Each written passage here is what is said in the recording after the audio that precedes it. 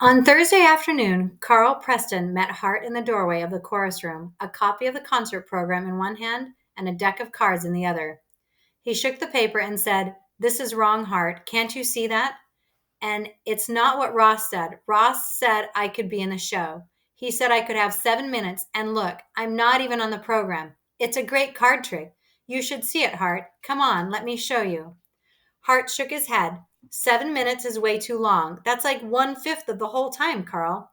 Besides, I still don't get why Ross told you this could be part of the concert at all.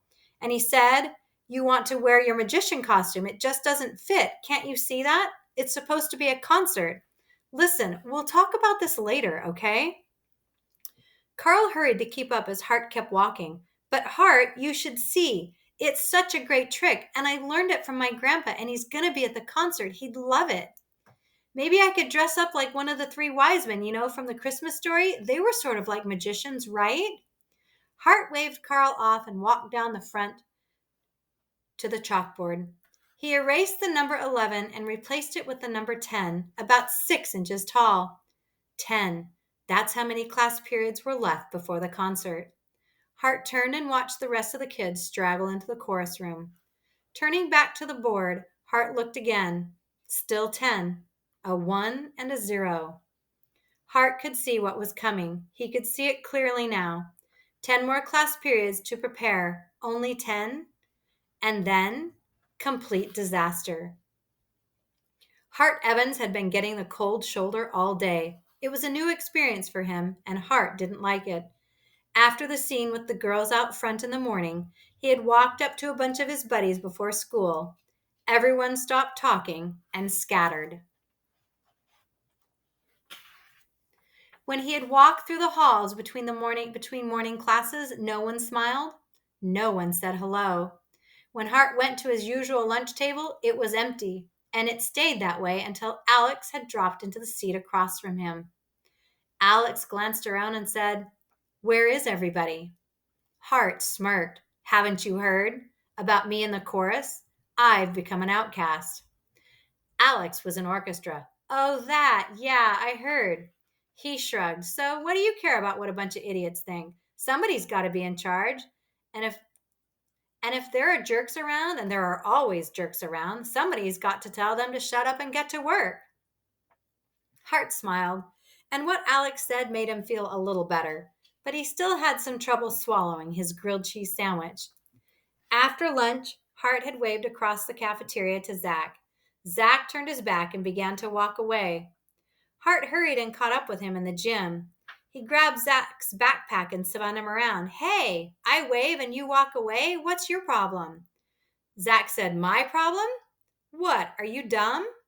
Don't you know that you shouted at Ed in chorus yesterday? I mean, it's all over the school.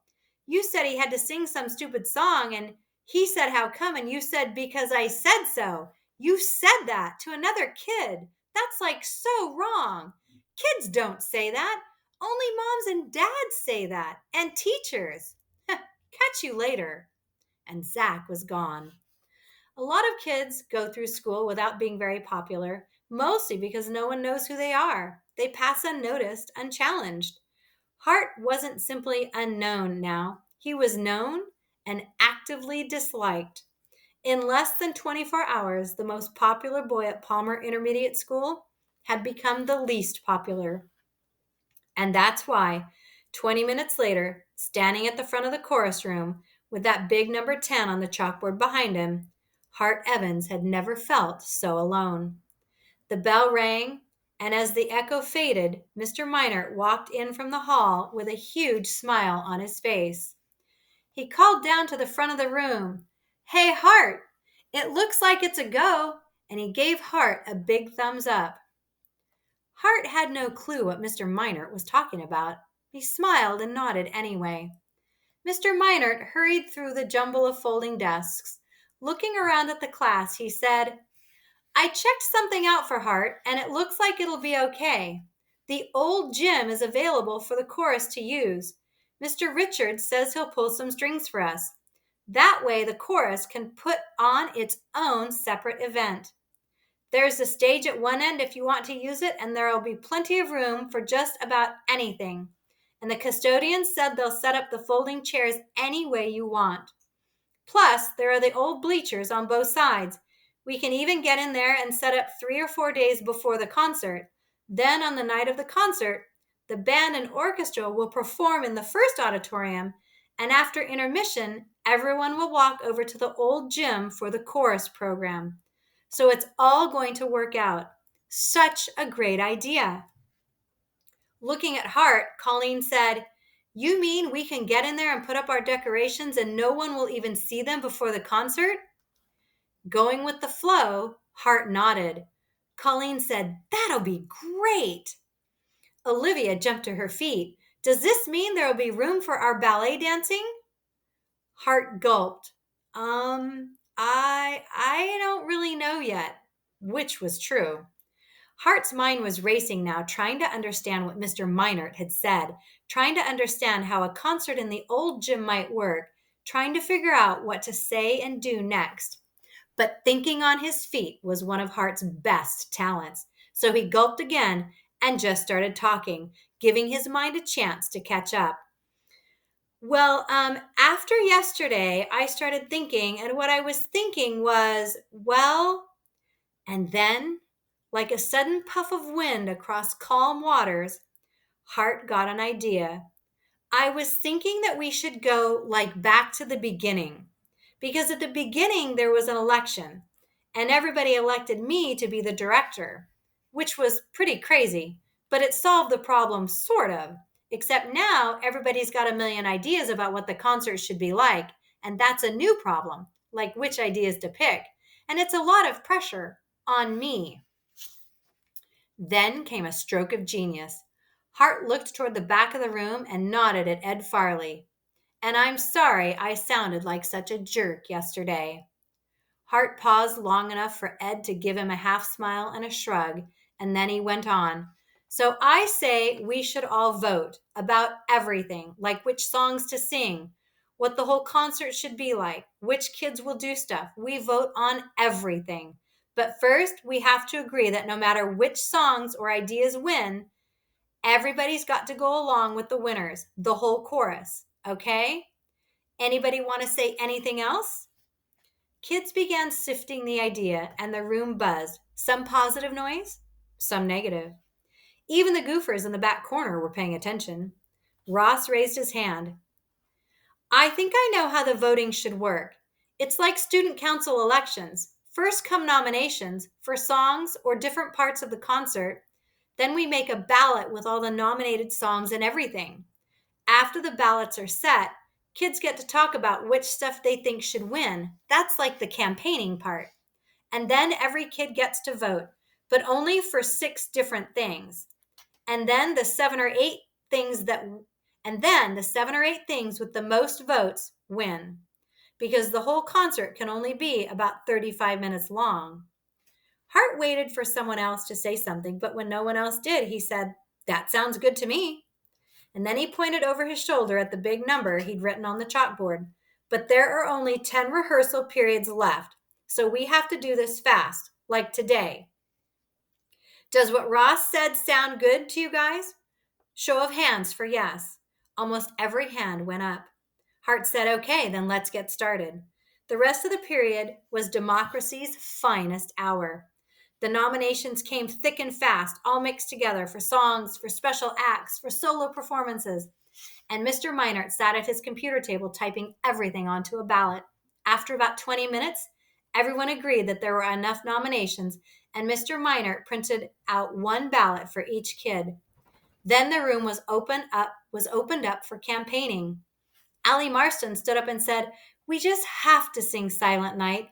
I think it's the best song because it's really about Christmas." James Archer said, "Yeah, but what about where it says the Savior is born and stuff? Maybe kids from other religions don't want to sing that." Jenna said, "I'm Jewish and I don't care. I think my parents might, but not me. It's only a song. It's not like we're trying to change anybody's religion. If somebody gets mad, we can say it's just educational, learning about other religions. And we can include something about Islam and Kwanzaa too. But what I really wanted to say is that I hope we can sing the dreidel song, mostly because it's fast and funny." Carl made his pitch for his card trick. Shannon and Olivia talked up their ballet number. And Heather and Jeannie said they still wanted to sing a Korean Christmas carol. Anne said, "What about the karaoke idea where we make people come up from the audience and sing along with the chorus? I still like that idea." Lots of kids made little speeches about their favorite songs, and right near the end, Hart said, "And I still think we should do Little Drummer Boy because the drumming stuff could be cool." With about 5 minutes left in the period, Hart said, "Okay, time to vote. Everyone pick 6 things you want to be in the program. I'll come in after school and count, and Mr. Minert will check everything. Then tomorrow we can see the results and start rehearsing. So mark your ballots now." The room was hushed, only crinkling paper and the scratching of pencils and pens. Tim Miller called out, "If I mess up and want to change something, can I just cross it out? Because I'm using a pen." Hart nodded, and the voting continued. When the bell rang, Hart hurried towards the doorway and said, "Give me your ballots on the way out." Tim Miller shouted, "Me first!" and rushed over to cast his ballot. He had folded his paper into a tiny square lump, and on one side in red marker it said, "Top Secret." Hart called out, "And please, everybody, only fold your ballot once." On his way through the door, Ross said, "Good idea, Hart." Hart said, "Thanks. Yours too." Ed Farley handed over his ballot, and in a voice low enough so only Hart could hear, he said, "If Drummer Boy makes it, think I could play too? I had a couple lessons." "Sure," Hart said. "Why not?" And as a crowd of girls hurried out, Hart even got half of a smile from Shannon Rhoda. When the room was empty, Hart carried the stack of ballots down to the front of the room. "Mr. Minert, where should I put these?" "Over here. I've got a big envelope," he said. Hart handed him the ballots. Then he said, "At the beginning of the period, how come you acted like moving the concert to the gym was my idea?" Mr. Minert smiled and said, "How come you didn't stop me and tell everyone that you had nothing to do with it?" Hart grinned. "Because I was dead meat, that's how come. I needed all the help I could get." Still smiling, Mr. Minert said, "Exactly." "Well, it worked out," said Hart, "so thanks. A lot." "You're welcome." Mr. Minert paused a moment and then said, "But next time you need help, remember to ask. I said you could count on me, and I meant it." Hart nodded. "Okay, I'll remember." He picked up his backpack and started toward the door. Then he stopped and said, "How'd you come up with the idea, moving to the old gym?" It was Mr. Minert's turn to grin. "Simple. I've been learning a lot this past couple of weeks, so I just asked myself, if I was as crazy as Hart Evans, what would I do next?" Hart laughed.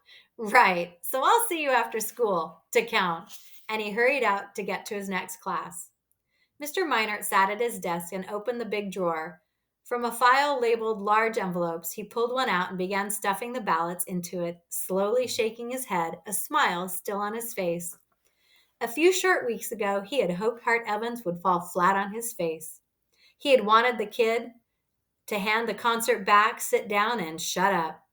Earlier today, as he had talked with the principal and then with the gym teachers and the custodians, Mr. Minert had realized how important this concert had become to him. He wanted it to be a success. None of this was about him. Mr. Minert could see that now. In 2 weeks, this wouldn't even be his school anymore. But after those 2 weeks, the kids, including Hart Evans, they would still be his students.